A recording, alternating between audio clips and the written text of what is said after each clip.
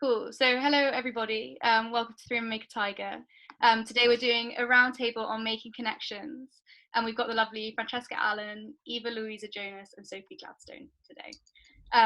Franchesca Allen is a London-based photographer represented by East, who graduated with a degree in photography at our own LCC. Her work explores themes of femininity, friendship, and intimacy through ethereal photographs, often using darkroom and film processes. Her work has been shown with the British Journal of Photography, Dazed, American Vogue, ID, and lots more. Louisa Jonas is an artist based in Brighton, where she graduated with a degree in photography. Since then, Eva has been featured in The Guardian, Estetica, Elephant Magazine, and Paper Journal. She won the PhotoWorks Graduate Award 2019 runner-up for her series That Thing Over There That Surrounds and Sustains Us. Eva is also part of the Brighton-based collective Underexposed, which is a focus on collaboration and community activism. Sophie Gladstone is a multifaceted artist working in London who studied photography at Middlesex University. After graduating, Sophie went on to be a photo editor at Hot Potato, assistant photo editor at Wallpaper magazine, alongside being a photographer herself. Her work has been published in Hunger magazine, Port, Loop, and Wallpaper. So that's the intro to everyone here today. I hope you enjoyed this conversation. I think it's quite nice having a female panel, which is quite exciting. I wanted to start off by asking you when you all graduated, because you all studied photography at university, but I know you all graduated at different points now, but all not that far ago. Well, I graduated in 2018, I think, so it feels still quite fresh. Like, I definitely would still consider myself one of the newbies of it all in that kind of way. Eva, and you only graduated last year, right? Yeah, I only graduated last year, so again it feels really fresh, last week or so. Yeah, and kind of since then, and yeah, lots of up and downs, lots of positives, but yeah, graduating, massive respect for what you guys are doing, really, and your digital program and everything. It's really exciting to see you guys kind of coming together and responding to not having the physical exhibition, but doing it all online. Thank you. Francesca, when did you graduate?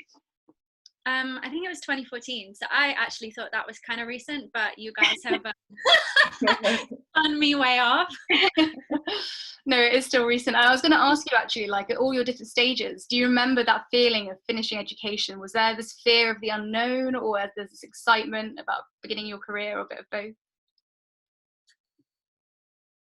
I took it so seriously, ridiculously seriously. I wish I'd had a bit more perspective on it all. I remember it feeling like such a big make or break moment, as if it was this moment of realization or something, but actually I think it's quite good, particularly because you guys' graduation experience has changed so much out of what you expected it to be like.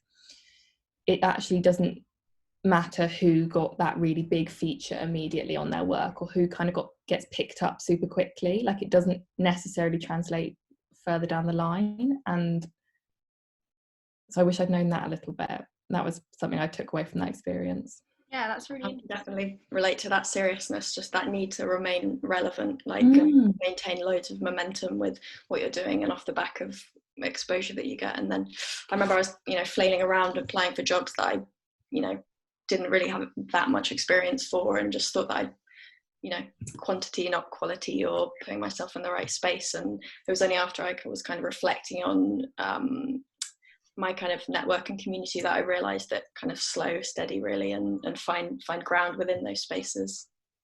Still going. How about you, Francesca? Do you remember that feeling? I know you say that it does feel recently to you, so that's good. Do you remember that feeling? Yeah, I was just really excited to be finished, because I was kind of just wanting to I was just really happy to graduate and be done with uni, and then just kind of be able to do what I wanted and figure it out from there. And yeah, I think just happy. Yeah, well, that's good. And I think that's all really positive things for any graduates or soon to be graduates to hear. And I know that in each of your own ways, you've all worked in collaborative senses before, which is something that is potentially quite important when leaving the base of university, when we're getting weekly tuition and constantly getting people reviewing our work and doing group projects. And Eva, I know you're part of the Brighton-based photography collective called Underexposed, which showcases art and encourages collaboration. How do you think that collective action has influenced your practice and helped you in this first year of graduating? Oh, like massively. I mean, first of all, it's just, it's been with my friends, and so it's been like kind of quite an intimate space in which we can share like, some like fears and positive outlooks and kind of what we're up to. But also, it's kind of just a skill share. Like the other three people that co-founded it, they're all kind of within the creative arts, but they're doing kind of curation or working within kind of charity art sector or socially engaged projects. So I mean, we're working in the kind of same pace, but I'm really learning a lot from being able to apply for funding all together and kind of all those writing skills and kind of creating a program. We had a residency last year on a barge in Brighton, which was fantastic, in August, and yeah, just lots of sharing and kind of skill sharing really, and being able to reflect together on what we kind of do. And we were really lucky over lockdown. We had coming out of lockdown, we had a commission from the Brighton Centre of Contemporary Arts, and that's where I met Phoebe actually. So yeah, we've just been really like nurturing space really to share, and they're older as well, so it's been pretty perfect really. Have you found that it's something that you can continue whilst in lockdown? Have you still found that kind of collaborative sense of community within the collective? Oh yeah, most definitely. I mean, we'll have like weekly kind of check-ins, and I mean, because we're all working from home, we've got a lot more time as well to spend on that, funding or proposals that we're putting together, or we've kind of got a writing commission as well from a gallery in Brighton, Fabrica. So yeah, there's a lot more time to spend together, and then kind of reflect on some really great opportunities we've had in the last year as well. So yeah, it's been a really important space. That sounds great. Yeah, sure. And Sophie, in another way, because you're collaborating in terms of you work with other people, because you're an editor at Hot Potato and an assistant editor at Wallpaper. How did you find, we spoke about that before, but how did you find your journey at Hot Potato beginning, and what has it evolved to since you've worked there? I mean, I started off, Nisha O'Keefe, who founded it, she reached out to me to shoot something for them, and it was one of the first commissions that I'd got where I was like, it really resonated with the way that I wanted to work in my own practice. And so I just went at it like 100%, like a bit too, like quite intense. It worked out all right, but like I met up with Nisha and I had this like massive Word document where I was just like, here are my ideas, I've got loads of them. Like, it was quite like intense. And then we just like hit it off really well on a personal level, as well as the way that we connected about Hot Potato. And I just like I loved everything that was behind Hot Potato, the idea of knowledge and creativity, and what those two things, when you pair them really intensely together for looking at current affairs, the way that you can kind of like reach out to people with that and get people excited about their own practices, or people like anybody in the creative industries. It was something that was like just really resonating with people. So that was so nice to get involved with that. And I kind of like, I started, after I'd shot for them a couple of things, I decided I wanted to be more involved than just as a photographer. So I was like, I'll curate your launch, I'll organise my launch party, it's fine. Never done that before in my life ever. Like, I didn't know about events, what's that? And I just did it, and then it worked out okay. And I sort of decided, I think I decided I was going to become photo editor before Nisha perhaps had, like, even thought of it. But I was just like, I remember telling my friends, like, yeah, I'm going to be photo editor.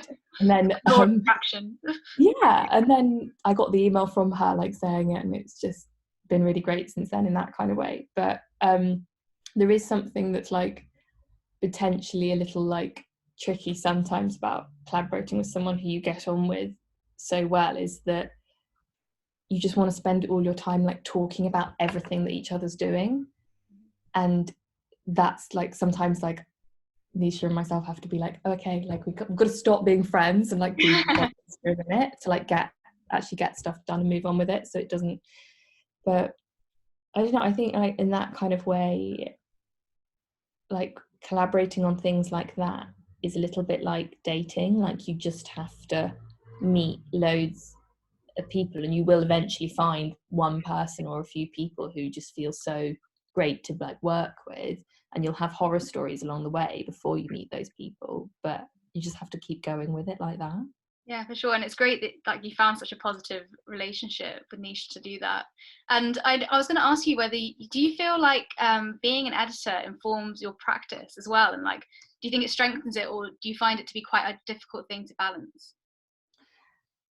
I think, I mean, time-wise, difficult to balance, but in terms of the way I think about things, it's just been like the good outweighs the bad completely about that, because like I get a lot of enjoyment, you know that like buzz that you get when you take a good photo and you're like, this fits in with my practice, it feels like me, it's saying something that I want to say. Like I get a very similar buzz from when I've helped a photographer like find a way to make that kind of photo as an editor, like when you've supported them and connected them in that kind of way.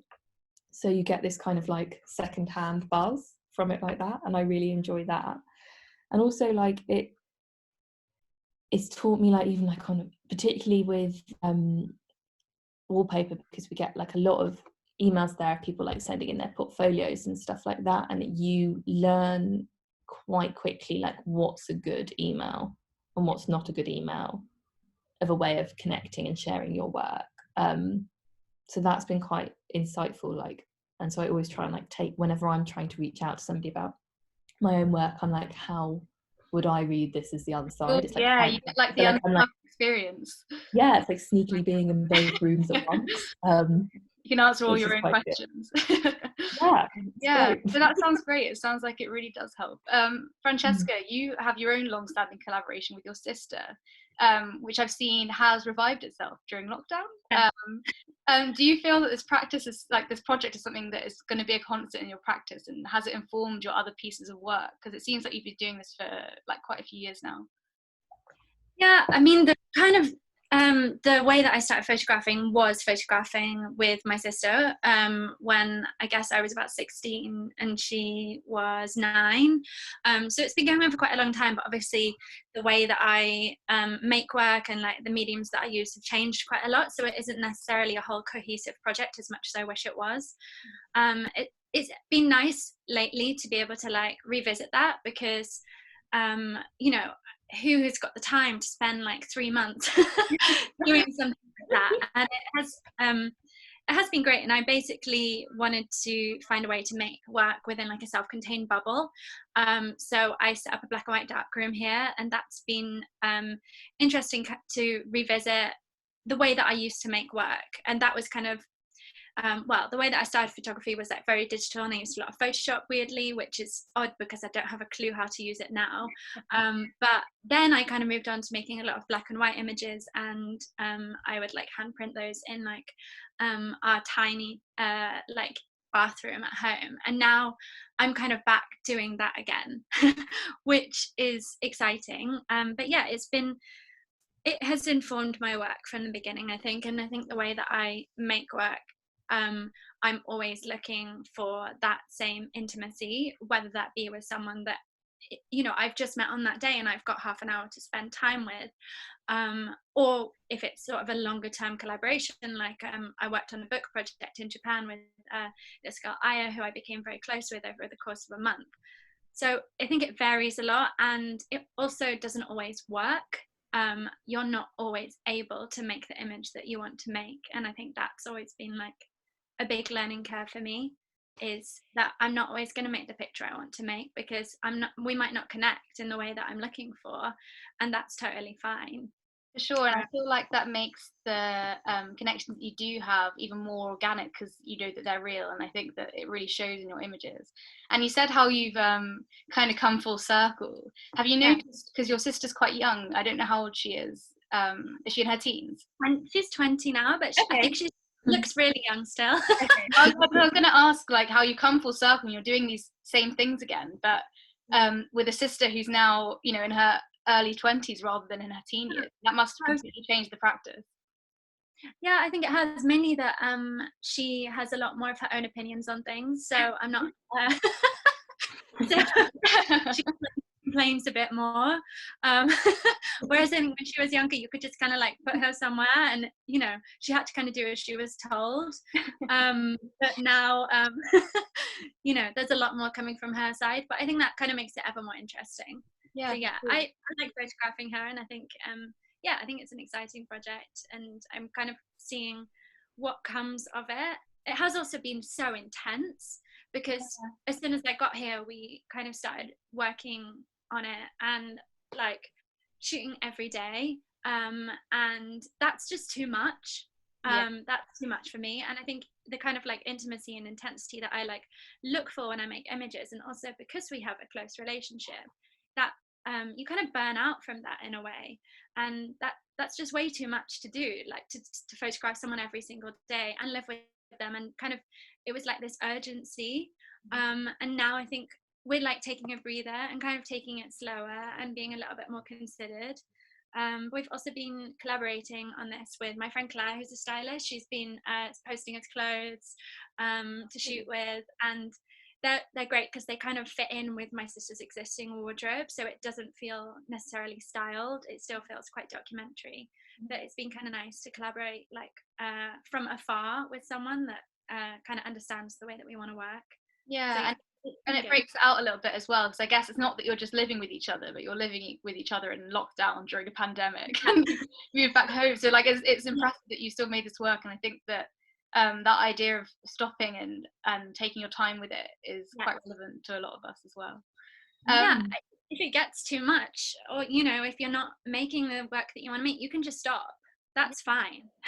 And then you can kind of like revisit it, or you could just leave it. I just think it's okay to be like, that's not quite, or it's not progressing in the way that I want it to, or where can I move this to?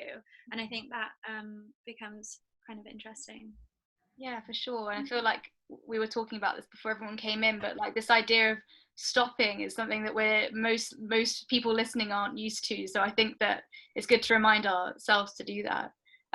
But talking about starting, moreover, when did you feel each of your balls started rolling with your career, or do you feel like they have yet, or what point do you think you're at? Because I know, Eva, during your studies, you had the opportunity to go to Nagoya Arts University in Japan for 6 months. And I was wondering if that opened up opportunities for you that you weren't expecting, or changed the course of your practice. Yeah, I mean, definitely, it was an amazing opportunity. It was kind of funded, and I was there for 6 months on a kind of arts foundation. Really, I did so many different things: paper making, kind of wood sculpture, a lot of things that I realised I was really bad at. And because I hadn't done a foundation, so I come straight to uni from college. So yeah, it was a really hard experience as well. I mean, a lot of my teachers didn't speak Japanese, English, and I didn't speak Japanese. So it was kind of learning lots of new ways to communicate, really. And it kind of felt more, I mean, I had 6 months to kind of work on a project, but there was kind of so much stimulus and traveling that I didn't really have a chance until I got back to really reflect on the work I'd made.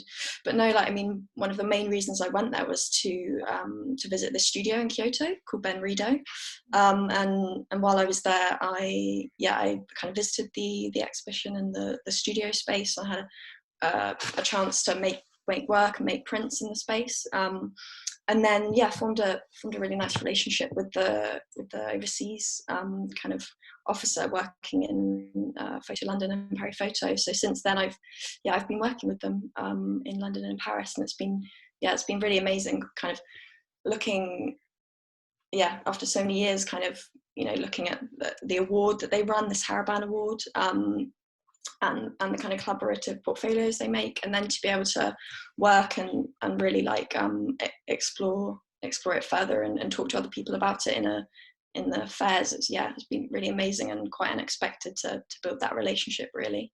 That's great. It's probably a relationship that will hold strong ties, even though, and especially now when you can communicate so easily as well. Did you find like making work in a country where you couldn't speak much of the language really changed how you worked, and especially if you were printing and stuff out there as well, like I guess you can't discuss with people?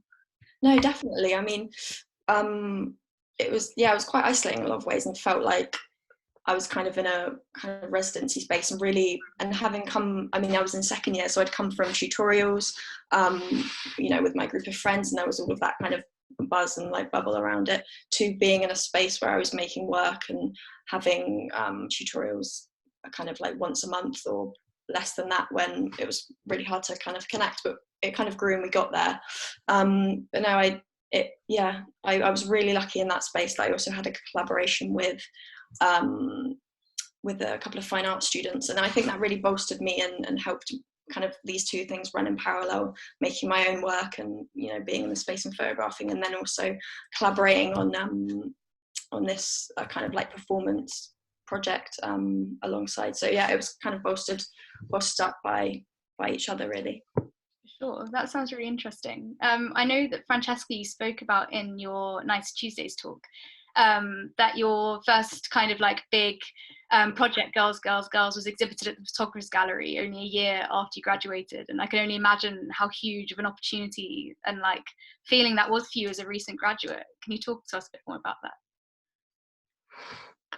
Yeah, it was kind of interesting to show the same work that I showed at the graduate show, and it was also what I felt. I was kind of over that project by the time that the show came around. It was so exciting and it was amazing, but it was kind of like the moment that I left it and like put that to bed and kind of moved on with like new work.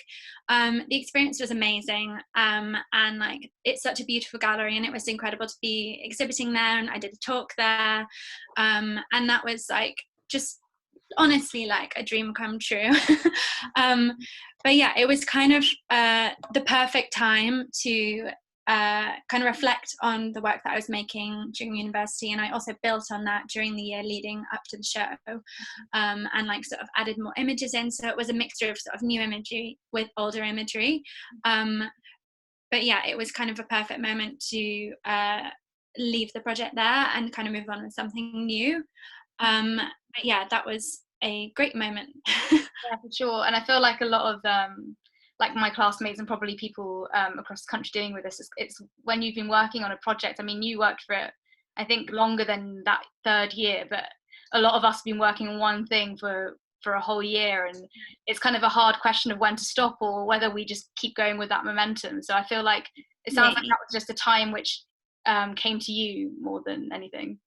Exactly. And I think kind of like a good thing to do when you're graduating is, at least this was really useful for me, and that's kind of how the opportunity came around, is like there are lots of sort of like postgraduate programs, or like it's nice that the Photographers Gallery, a lot of people run these sort of like competitions, I guess, that you can enter, and I think most of the graduate ones you don't actually have to pay for, because there's a lot of competitions that you have to pay quite a lot of money to enter, and kind of that's weighing up which ones to enter, whether you're able to, if you're able to, and like finding out which one that you're most likely to be suited for.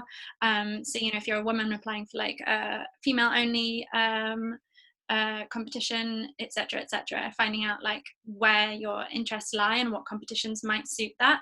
But a lot of the graduate programs actually are really, really broad and open to everyone, and it is sort of just a curation of the work that they're finding the most interesting or kind of fitting within that show. So I think they still run it, actually, the Photographers Gallery. Yeah. Oh, that's cool. Well, I think they might. Yeah, I know that it's nice that released their graduate 2020 like last week, so I think everyone should enter that. And I hope I know there's like Photograd and stuff like that, and on our Instagram we're trying to share as much as we can, so hopefully people are grabbing onto those opportunities. But I'm glad to hear they work, so that's nice. It's nice. That's a good one. I think I did that one as well.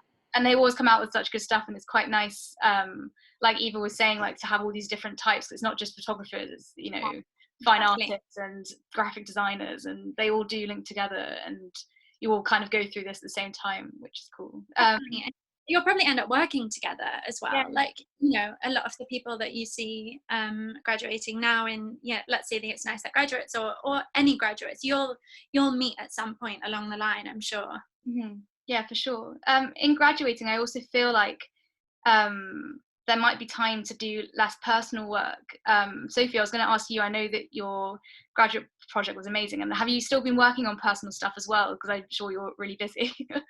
It was such a, it took me actually quite a long time to get back into the swing of like knowing how to continue making work, particularly because like maybe it would have been different if I'd left uni and then like ended up working like not within photography for a bit or something, but because I was like lucky enough to be at Wallpaper quite quickly, and I was, you know, learning so much there and finding it so enjoyable there, that it was like an escape away from having to think about my work maybe a little bit for some time. But actually over time, I think something that was a really big milestone for me was being able to go down to 4 days a week, and like that still worked really well because like the department there, Wallpaper, that I work with Holly Hay, like the photo director there, like it's just so good. The kind of like the way of like there's a closeness about communication about things and making sure things are just running in a really good way that really helps people, that was made it quite easy for me to go down to a flexible 4-day week, and then that was when things like felt like they really started to like kick into gear a little bit more for me, because then I'd do 4 days at Wallpaper, 1 day hot potato, 1 day my own work, and then another day I'd do my washing. Like I just like had to balance life like that. It's kind of like, okay, this is how my week goes, because I mean I have a lot of admiration for people who can just fit everything in and they make it work, but it's okay for it not to be okay for you to do that. Like, and I think if you can find a way and find a working environment that will allow more flexibility, because I really feel like, you know, if you can find somewhere that works, lets you do a 4-day week, you have won like the career lottery of what that gives you, because you have stability and also the freedom that goes with that. But no, I think that was like that really like changed my life. That 4-day week was great. Sure. Don't get a dog and then you have time. That's something else that helped actually as well. Because I was finding it really hard to keep like track of my work as well, and knowing how to like continue at it. And then I realized I actually just kind of needed to return to the way that I was doing it at uni, in terms of I started keeping a online, just like this like private blog, like where I just like log all of my thoughts about things, put my contact sheets, say what I think was working and what wasn't. And it will always be private because it's this like terribly narcissistic deep dive into my ego about things and like self-improvement and like different like scented hand creams and like all of the stuff that I get quite obsessed with in my work. But keep having somewhere to put it that meant that I could then be like, okay, all of my ideas are there, and that means I can now go to work and not worry that I've forgotten what picture I wanted to make at the end of the week. And it would help me like compartmentalize things a little bit in a good way. Like there is a reason why at uni why we keep a log of everything we do, like, and that's definitely something I'd recommend doing once you've graduated. Yeah, for sure. That's great advice as well, because I don't know about other photographers, but I always try and sketch my ideas and then I go back to them like, what have I drawn that makes absolutely no sense? I feel like having somewhere it's typed out and there's like categorized and something you can look back on is great, because I feel like we're constantly thinking and like dreaming or whatever, and it's a good space to do it. Yeah, absolutely. In talking about university, Francesca, you went to LCC, so you're homegrown. I was going to ask you, like, how did you find the course as a springboard into making connections? And was it something you did, like, make your network yourself, or did you feel like the university helped you to create that network when leaving?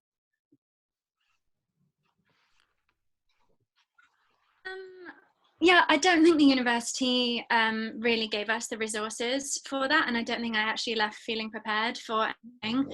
I think all of the sort of most valuable stuff that I learn is from like other photographers, from sort of contacts that I made myself within the industry, and yeah, kind of from people that I met after university. I think like people, it's nice that were really helpful, but yeah, I think for me anyway, I don't know if the course has changed, it was quite a long time ago, it didn't give me, I wasn't given the tools that I needed to leave. And I think a lot of those tools included things like how to self-promote, how to write an email to someone, your own website, how to make a website, how to sort of put yourself out there, and how to sort of like navigate the industry, like the role of an agent. I think something like that would have been really useful to learn. So I feel like I left with like, you know, creative skills, but I think I very quickly had to learn how to apply those into sort of the outside world. I don't know, what was your experience? Myself? Yes. Yeah, I mean, I completely agree, you know, because I feel like the university is great in terms of like technical things, and I feel like I've learned a lot. Like I started university, not that this makes me less technical, but I started university with like a digi camera that I used on auto and like flash that I didn't really understand.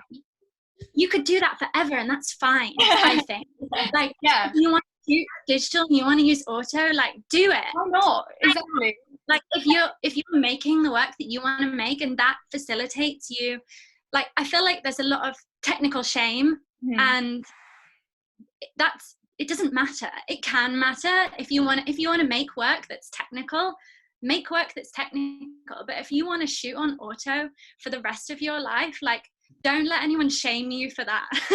Like, use autofocus. Those tools are there to help you, and I think you can learn how to expand on those. But I think there's like a big, I mean, this is totally off piece, but there's a big stigma about sort of like having these solidified technical skills. And I think they are really useful. But I think if you do want to just shoot auto and make them images that you want to make, like, you could do that. Although for sure. you've learned. There's a lot of like, there's a lot of careers which are actually specifically like retouchers, people who are working in darkrooms doing all the developing, all that stuff. Like, people have specific careers where that is the only bit of a kind of broad photographer's practice that they do. So if that's the thing that you love doing, like, maybe you've got on like, I think there's some people who are like, oh my god, who like went on a photography course and they realized they didn't even like taking pictures, they just loved the process of like the retouching and the post-production and all of that stuff. Like, you don't have to be everything. You can find your bits that you like, and then you just need to like find some other people who like the other bits you don't like, and then you connect with them, and it's great. Yeah, definitely. But I think there's a lot to be said for being self-sufficient as well. I think but also you might learn these things later, or you might learn to love them later. Like, I sort of started learning to print after uni, because I never got into it in uni. I found it kind of intimidating, and I found like it just wasn't the most nurturing environment for learning, I felt. So I kind of like abandoned that, and it was expensive. And now, I think 2 years ago, I started hand printing, and it's now my favorite thing to do. And that's added like a whole other level. And it kind of came at a time where I felt like I'd fallen out of love with photography, and then learning this kind of whole new skill and this whole new technical way of doing things just added another layer on. And that part I find really relaxing. And then the photography part is quite like hectic, in a good way. But then, you know, there's this whole other layer that I've layered on that like adds to the experience. For sure. And like the idea of it being intimidating is so true at university. And I feel like, I don't know, I remember saying this to a first year, because I only got into hand printing in the beginning of third year, and I feel exactly the same. Like, I love it. And when lockdown happened, I think the one thing I was thinking was, I just enjoyed sitting in the dark for like 8 hours a day, and it was really becoming part of my routine, and I was enjoying it and learning what colour was and all these things. But I feel like hand printing definitely is one of these things like the gym. I don't know if that's a really weird like analogy, but when you go into the gym and you see all these like butch men, you think, oh my god, I can't do that. And then you have to remember they all started from scratch. And I feel like that's with like everything with technical processes. We are born knowing this. So I feel like you just gotta try, and you'll get there. Because I know, Eva, you use a lot of like hand printing. No, definitely.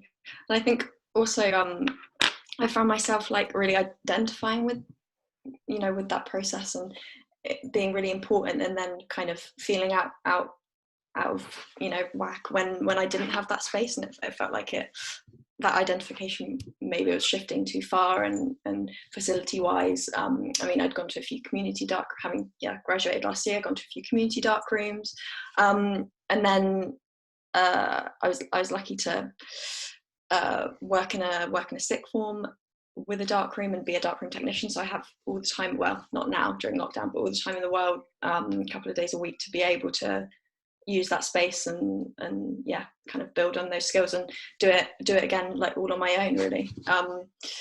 Which again, kind of in contrast with having people around a community, is like a lot more, yeah, self-sufficient and having to have that drive. But I also just wanted to echo some of the other things about building on uni and things you learn there. And I think when I was in uni, there was like a real drive for, you know, making that really consolidated body of work, and it felt like when I came out, I had to kind of like echo that process and all of those images kind of coming together. And it was only kind of after I was approached by a publisher who wants to do a book with me, and these images that they want to work with are kind of coming from all different directions, that I realized that this prescriptive nature can work for lots of people, and it's really important for lots of people, but it actually didn't really work for me. And I was kind of like conceptually or contextually like pushing something towards images that perhaps wasn't really grounded or true. So I think it's just really interesting, obviously reflecting on like some, you know, technical and professional practice elements, but also just like conceptually and consolidating images together. You know, uni's giving us like the creative like kind of backbone and build, but that kind of consolidated series of work maybe doesn't work for everyone, and it might be more looking back over a journal or longer archive of work over a few years that can have just as much agency and space in some form. Yeah, I can see how it does like kind of work for a university context to like have chaptered projects like one after another that you like separate like that, but that's not how I ended up working like now it's just like I have like a way of working, which is that I just look at the world in that kind of way, and I will just continue to make pictures like that. And then it's that's where I am at the moment, but that never fitted into the way it was at uni. It had to be like this big debut of this solid thing. It's terrifying, but it's more open than that. And I think giving yourself space to figure out your rhythm of making work. Yeah, for sure. And Sophie, did you find university quite helpful in making connections? Like obviously it's really helpful, or maybe counterintuitive, I don't know, but like to learn how to speak about your work and to make big projects. But like, how did you find the second you left? Like, did you feel like you were ready? Or I mean, it's a tricky one because I was really grateful for the fact that at Middlesex, it was like, there was just critical feedback and support just on tap, like all the time. Like I was that needy, irritating student all the time who was just like, oh, what do you think of my work? How can it be better? Like, all I was quite intense about that sort of stuff, but I also did give quite a lot back. Like I was always just involved in everything. So it was great how nurturing that space was in that kind of way, but it was always told to us that the workplace isn't like that the real world is not out there just to nurture you like in the way that uni is. And maybe that was a particularly like harsh contrast, because I think that Middlesex was a place where it really, they really did just know you inside out and push you so hard that yeah, it was a bit of a learning curve, one that I'd been pre-warned about, but still I could not be prepared for, that going into the workplace was like, oh my god, it's not all about me anymore. Like I was like, had to be like, oh, this is like, actually I have to like give more, I have to like and that was it was good, because I think also if I'd existed in that kind of uni heaven forever, I just would have been extremely like self-centered about everything. But you find a new way of work and your practice being rewarding outside of work, where you're tending to other people's experiences of working with you, like, and you are thinking about how you can make them feel good and make their job easier. And once you start figuring out those things, then that gap between uni being so much of a nurturing space and work not being like, work being just much more like everybody's there for themselves, and they have to be, but they're also, if you can find a way to be giving back and forth. I don't know if I'm doing that very well, but it's like, I guess yeah, it just was a bit of a shock. And also like email lingo, that threw me at first. Like nobody warned me that was going to be like a whole new language I needed to learn to speak, because you don't really email at uni. I mean, maybe some people do. I didn't email at uni, and then suddenly I was like deliberating over like, oh, best wishes or all the best. I don't know. Yeah. Trying to think so carefully about things like that was tricky, but you get the hang of that sort of stuff slowly, I think, and then it just becomes but give yourself like space to be like, I have no idea what this place is. For sure. And I feel like when you're graduating, you, as like a recent graduate, you feel like you're at the end of your time, like you're the last person in education in the, you know, the long journey, and you feel like you're this big girl, and then you leave and you realize actually you're at the bottom of the learning curve all of a sudden again, and you're back in primary school, and it's fine to people understand that you're learning.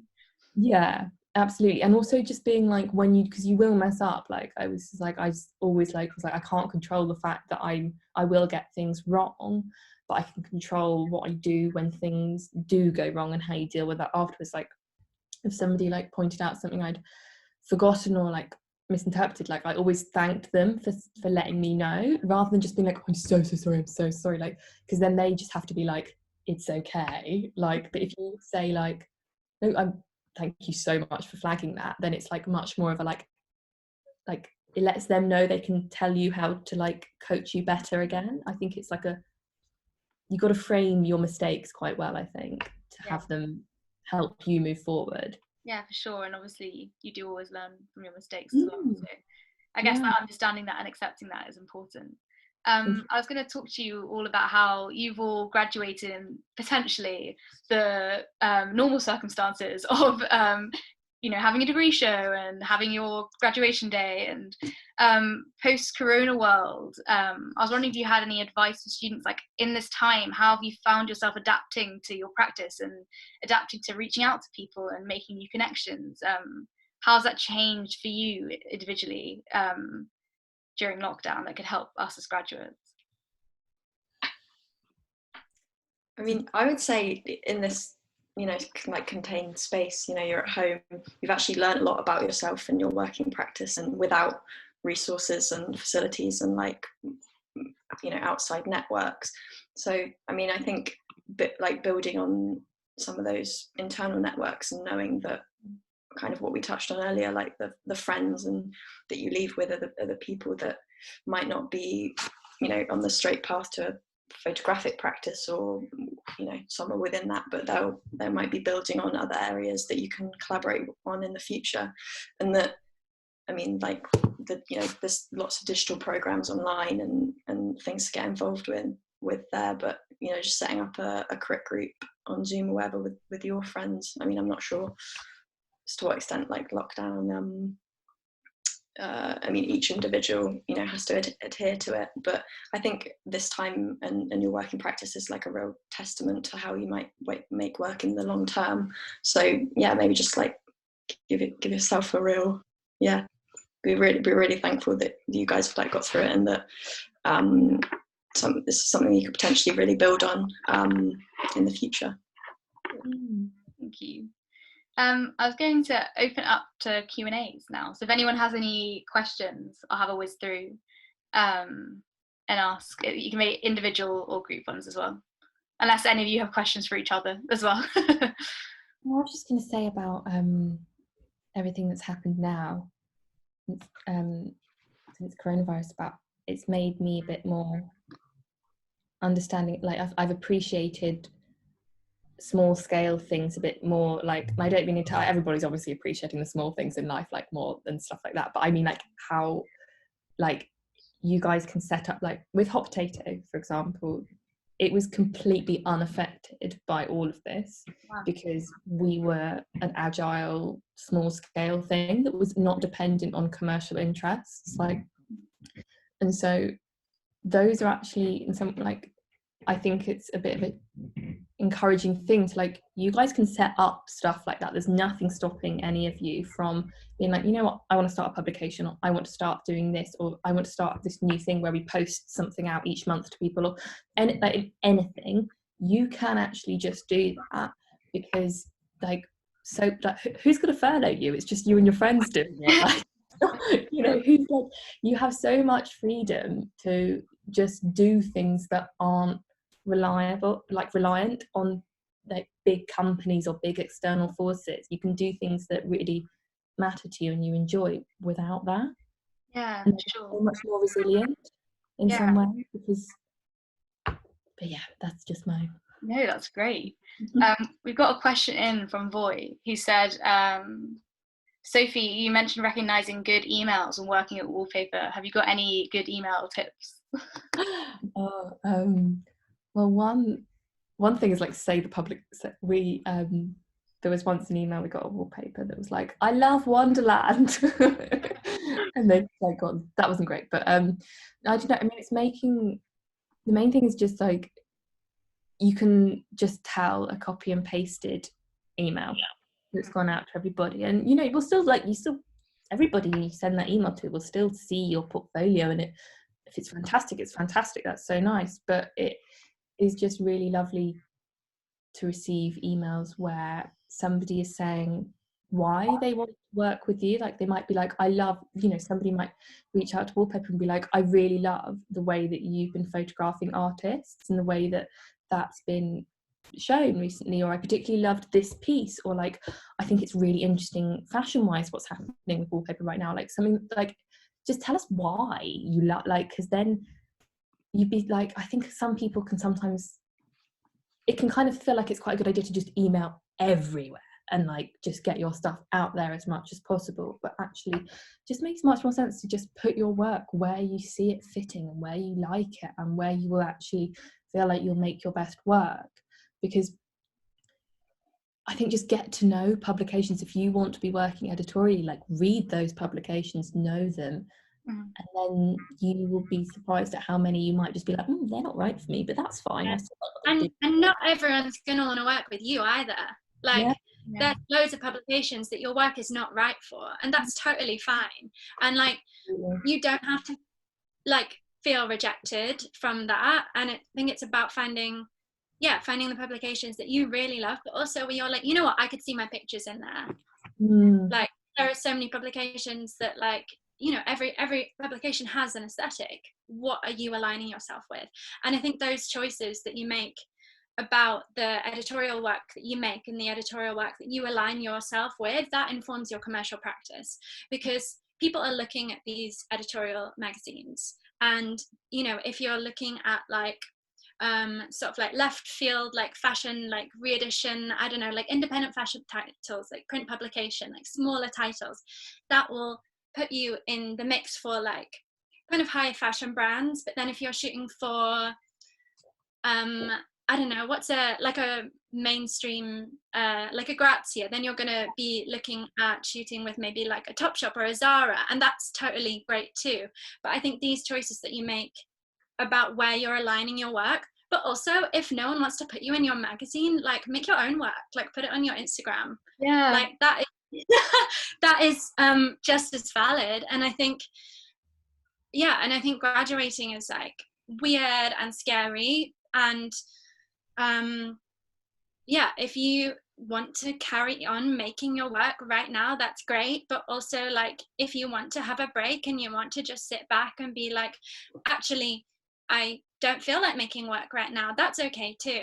And also, I think there's a lot of like pressure to get an industry focused job immediately after graduation, and that is not always the right choice for you. It is not always possible also. And like, I just think, I don't know, I waitressed like through university, and then I carried on doing that full time after graduating for like a really long time, and that was great fun. I met amazing people. Like, that is just as valid a path as an assisting job, as an industry job. Your job that you get now to make money doesn't have to be this. It doesn't have to be photography. You can still be a photographer and do something else. And I think that's really refreshing to hear. Like, I think a lot of us are experiencing that, like working part-time in hospitality for like what seems like forever, and it's just unspoken. Right? And have the confidence to call yourself a photographer. Like, I'm telling this to myself as well all the time. Like, it is so much, you know, you can as someone who did like end up in that industry with a job like quite soon after graduating, I am now like, I was struck, like when private views was still a thing, like I would go there and I would like talk to people like, hi, I'm Sophie, I'm from Wallpaper Magazine and I also work at Hot Potato News, and then I'd like whisper like, I'm a photographer. Just wouldn't tell people, because it wasn't as like, I wasn't used to saying that. Like, get used to calling yourself a photographer. Like, you wouldn't be like, hi, I'm so and so and I work in admin and I'm also a photographer. Like, you need anything that actually means who you are. Yeah. So like, own that and feel really good about that. And the same thing with just like making your own zine or whatever, like be like, yeah, and I do that. Like, if you just start saying that, it's like putting on a kind of armor when you're talking to people. You're like, yes, that's me. Yeah, and no one's gonna ID you to see if you're actually. No, they're not gonna be like, but are you? We got a question in here for Eva. We were wondering if you could speak a little bit more about your book. I was also interested to hear, like, is this your first time making a book, and how have you gone from like being single prints into like a book format? Yeah, I mean, it's been really great. I made a little like self-published dummy of my graduate work, and it was just a really great way to share with people, and make a bit of extra money, yeah, kind of alongside making work and then graduating. But no, it's been really, really great to have a publisher in Paris approach me and ask to make my first book together. And it kind of, yeah, what I was saying before is that having made this self-published book of my graduate work, I thought, it has to be all kind of consolidated. The ideas have to be there. It has to be all kind of concrete. And I mean, they were based in Paris, so I was really lucky that I got to go and meet them, and really lovely husband and wife kind of team, really small publishing house, like some really nice books. But yeah, they wanted to work with a myriad of images over a couple of years, and they just contacted me through Instagram and said, let's have a chat, let's have a Skype, tell me about your working process, just tell me about you. And when I was Skyping, they were like, oh, so you just graduated? And I was like, yes. And I was like, oh God, I'm not like established, they're going to be like, oh, but no, they really like my images, like the way I was working, and we've kind of come up with this book together. And when I was kind of putting the work together, when I was trying to write a statement, and kind of in line with thinking that the work had to be really succinct and kind of made, I realized that a statement wasn't really conducive to the way it was working. So instead, I've kind of done this whole kind of like phrase page and words that have come up during and over the years. So it's been a really great opportunity and experience to not only work with them in that capacity, but also see that perhaps the way I was working at uni in my graduate project, I found it really hard to articulate to people, because it wasn't really the way that I was liking and excited by working, really. So yeah. Great. And when's it coming out, the book? Kind of autumn time. Yeah, we're just printing and finalizing some stuff, which has obviously been really great because we can still do that digitally. So okay. Yeah. Nice. Well, I think we're almost out of time, so we should probably wrap up. But thank you all so much for coming, and for Sophie, Eva, and Francesca for joining, because I think it's been really nice and really interesting as well. And we will have it. We're recording it all, so it will be available soon via the website if anyone wants to rewatch it, or who didn't get the opportunity to see it this time. Yeah, thank you so much. Thank you. Bye everyone. Take care. Bye. Bye.